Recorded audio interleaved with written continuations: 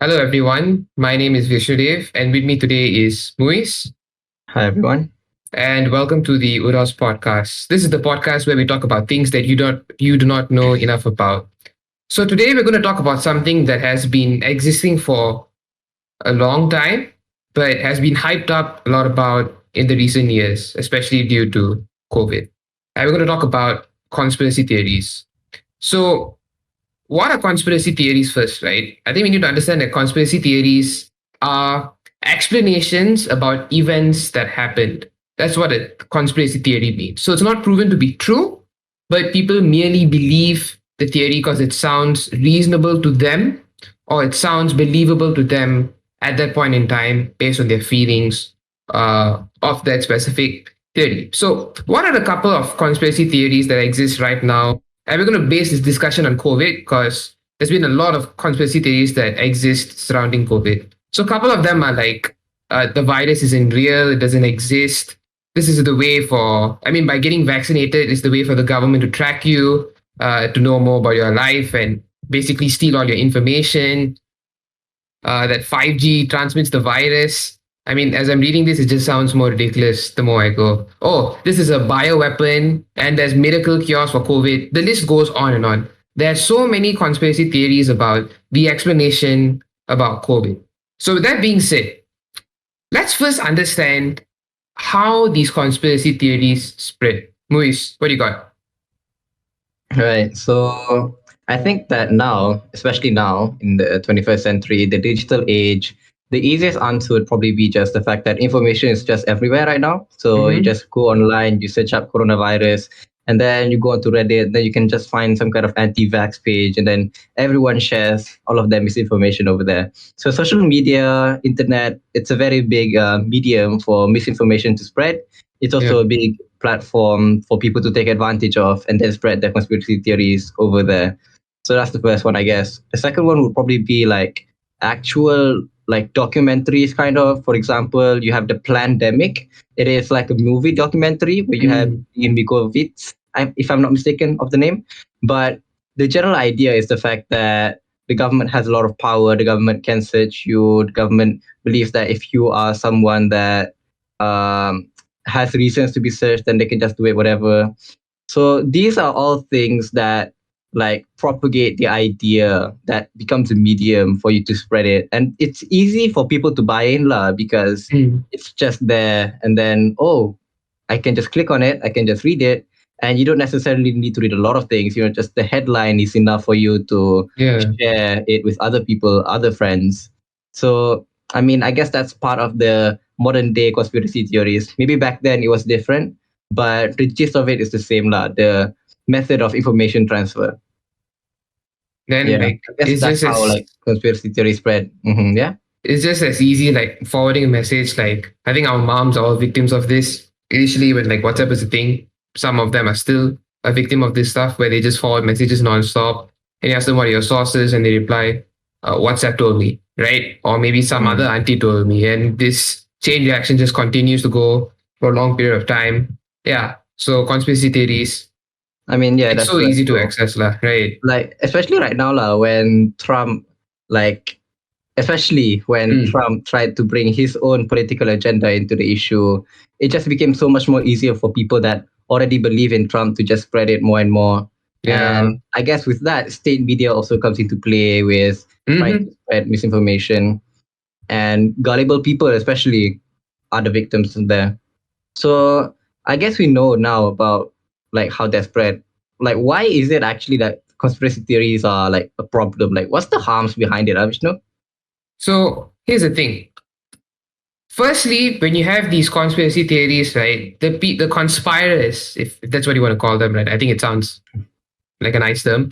These people will want to justify their point of view, right? So they become your new vigilante. So they try to explain the reality or try to portray their point of view by doing radical things, right? So, for example, if they want to debunk the theory that COVID doesn't exist, they attempt to go to hospitals and show that all of this is just a mere exhibition, enactment. All these people are not actually dying, and they try to falsify these claims by obtaining some real life footage and then interpreting it in their own manner. That's the first thing that they do. So the problem is that um, by trying to misinterpret this information, you're misinterpreting like a lot of people about whether you need to practice the SOP, whether the hospitals are actually suffering from not having enough resources, whether there are too many patients that exist in these hospitals, and you downplay all of the harms and all of the struggles that people are going through, especially now during the pandemic. So, a couple of things that exist, right? You have the anti mask rhetoric, you have people not social distancing, right? I think even in America, some people just like they spit on others because they just want to prove a point, which is really dumb. But that's just how affirmed they are in this belief that it is true. So the disease continues to spread, and it's harder to eradicate COVID as a whole because you have to fight against stupidity. Like there's no other way to put it. The third thing is um, it also makes the politicization of issues which shouldn't be politicized occur. So, for example, healthcare, right? Like, regardless of whether you're a Democrat or you're a Republican, healthcare aims to cater to everybody on the ground, right? But the moment that Trump attempted to retweet claims about COVID being spread as a tool for political gameplay to lure his voters as part of his propaganda, when he said that, oh, I could beat the virus, so the virus doesn't exist or it isn't a problem, right? When he's downplaying all of the effects. I think what happens now is that when other people try to genuinely bring awareness about healthcare, that awareness is significantly downplayed, right? So that means less healthcare will be given to people on the ground, less efforts to provide more for the most vulnerable people will occur. So what we're looking at is the collapse of the healthcare system, and this means that we can never cater towards the lowest denominator, which is your mentally vulnerable or your people who have like health conditions which make them most vulnerable to all of these diseases. So, in terms of COVID, those are the biggest impacts we have from all of these conspiracy theories because people invest their own personal interests to gain something from all these conspiracy theories. So, yeah, that's why it's quite disgusting. Yeah, it's pretty funky or insane that those substantial harms can like occur merely from people just spreading news that you don't need to wear masks, and like those things can just take the lives of other people. So like Mm. in the end, conspiracy theories are especially detrimental, especially when we talk about healthcare and that affects the large population. So I guess we can now talk about like why people buy into conspiracy theories, like why do they gain so many followers, right? So like I think there's like a couple of reasons. Like firstly is the fact that conspiracy theories are usually as a result of like very large phenomena that people Mm-hmm. don't have the explanation to. For example, you have the pandemic, it just came out of nowhere, and then people are very confused, and then people are like, nah, there's no way that suddenly now the world's going to burn and collapse, the economy is not going to do well. It just seems so far-fetched, especially when just a few weeks before everything was completely fine, and now Yeah. suddenly people are getting sick. Or maybe even, for example, like the world, if the world flat or not, right? Those are very big like phenomena that people just feel that there must be like a quote unquote logical explanation behind like this can't be true, or Mm-hmm. downplaying it, as you say, right? So the reason why people buy into this like rhetoric is ultimately rooted in the anxiety and the fear of something unknown, like the fact that there is so much that we don't know, and that you want to ground your fears and have an outlet for you to like try to blame, I guess, that this is the cause of it. Like let's take like the coronavirus, like COVID-19.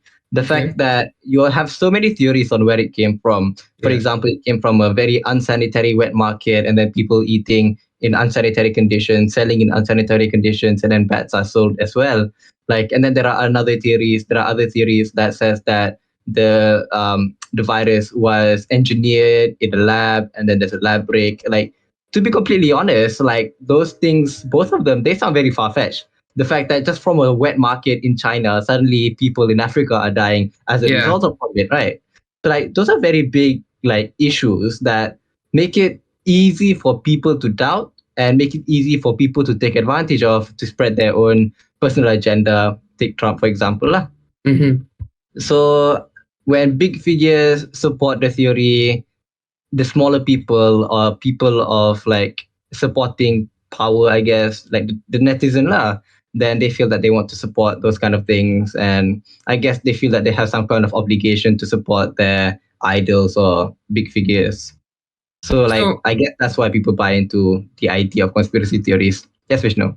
so big disclaimer, guys. I don't know if this video will get taken down or there's an incentive for YouTube to take this down. Big disclaimer: the lab leak theory and the virus being spread by bats are both hypotheses, not proven to be true. They are merely hypotheses. A hypothesis is an explanation.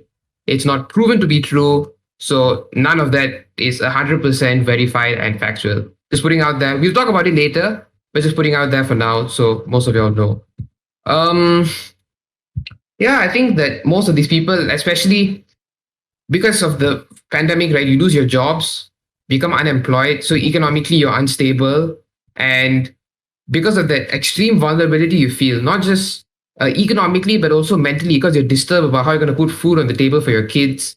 And you would latch on to just any explanation about how to justify that, right? So some people justify that with Asian hate, right? Because they believe that Asians are the ones who are spreading this virus, and um, now they can lash out their anger or vent out their stress by targeting a specific group of people. So it kind of connects the dots for these peoples, and it also helps them to express their vulnerabilities or to ease the tension that they felt initially. So that's why people feel comfortable opting into all of these theories. So now we understand the incentives for why people would want to believe these theories, right? So the next question becomes, how do we stop the spread of this conspiracy theories, right? So let's firstly talk about one of the biggest stakeholders or game changers for this topic, right? Which is your social media companies. Because let's be honest, because most of us are in lockdown, right? So a lot of the things are done online. Or even before lockdown itself, a lot of your conspiracy theories were spread on social media, whether it's on WhatsApp, Facebook groups, I don't know, Reddit, 4chan. You have a lot of social media platforms that were used to spread this propaganda. So the first step is to make the social media companies accountable and to force them to take some action. So what do these actions look like? I think the most significant one that everybody can think about is when Trump got banned from Twitter, right? Because he spread false narratives and he's a significant figure in society. So the moment that Twitter banned him, that was important because it showed that social media companies can be an arbitrator of determining whether false information exists or not. Or now you have like, whenever I were to say COVID, even on an Insta story, immediately that COVID banner pops up and tells you the information you need to know about COVID, right? So there's a lot of check and balances, or there are a lot of ways that social media aims to inform you about whether a statement is true, whether a statement is not, and they attempt to take down posts which could like misinform individuals. But here's the thing, right? Social media is so huge, right? There are millions and millions of users with billions of posts, right? Which means that there's too much information to filter through. Like even though social media platforms have so many like departments which are in charge of filtering through this content, there's just simply too much content to be filtered through, which makes it impossible to catch everything, right? And the second thing is that because of the lack of manpower to cater towards all these problems, there's not enough experts to like debunk every single theory that exists on the internet, which means that these theories will continue to exist in in great quantities and like great volumes. So social media companies, as much as you put pressure on them, realistically they can't get rid of everything on the internet, which begs the question, what can we do, right, as individuals, whenever we meet someone with a conspiracy theory? And I think all of us can play a role, because initially when the pandemic started, people were proposing all kinds of solutions, right? Like drink this mixture of ginseng. I don't know. There's just so many forms of alternatives to solve COVID. So I think the first thing is we should not shame individuals who have these conspiracies, right? Because mind you, that these people have these conspiracies because they are vulnerable, right? Shaming them pushes them away further from the discussion. Meaning that if you were to get angry at this individual, scold them, insult them in any shape or form, right? You take them away from the discussion table. So if you take them away from the discussion table, it is harder to have a conversation to rationally talk about why that conspiracy is false or why that conspiracy is harmful. That's the first thing we all should do. I think the second thing is just to be sympathetic and empathetic.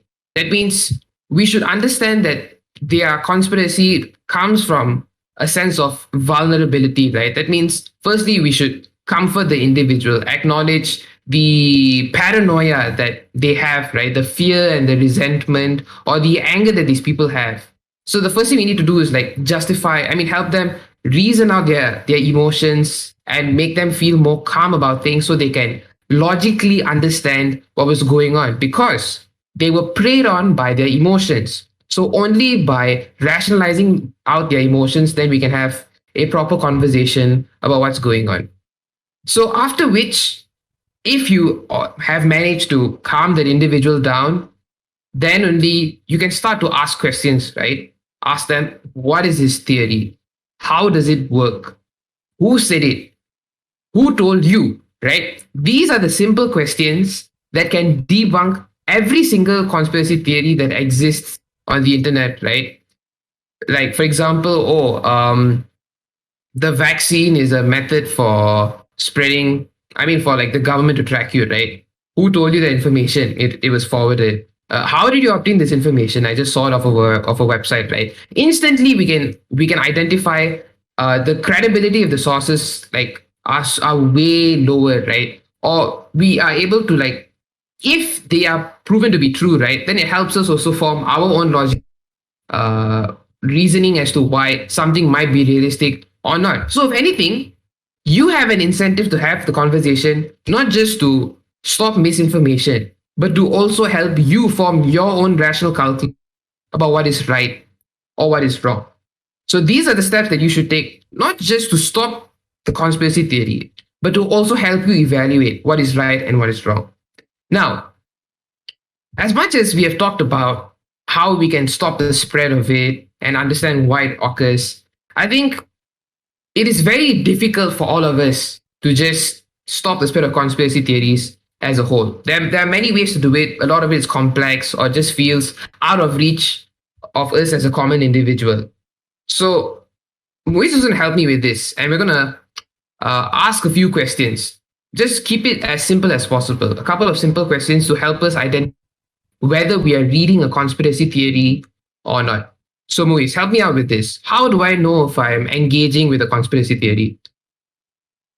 I mean, I think an easy way to detect if it's a conspiracy theory or whether it's just, just a theory, I think it's appropriate to ask two questions. Like, question number one would be, is there a rational explanation behind the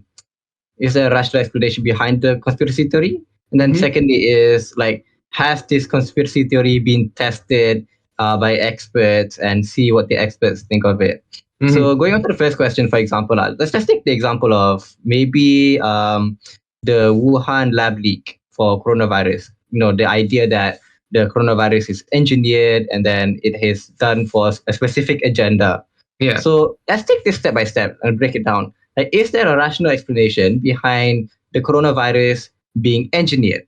So by taking like clues that occur from ground zero or in Wuhan, we can see that there is actually a Wuhan Institute of Virology in China, where it is in Wuhan, where the COVID-19 also came from Wuhan.